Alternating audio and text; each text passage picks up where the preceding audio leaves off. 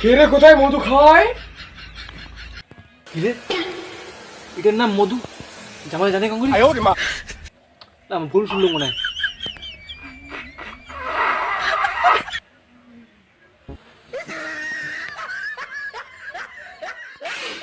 কে রে কোথায় মধু খায়?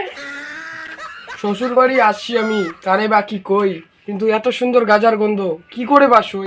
কে রে কোথায় মধু খায়, একবার আমাকে ডাক। কিরে আরো কয় মধু, এটার নাম যে মধু, জামাই জানে কঙ্গুলি? একটু জটিল আছে।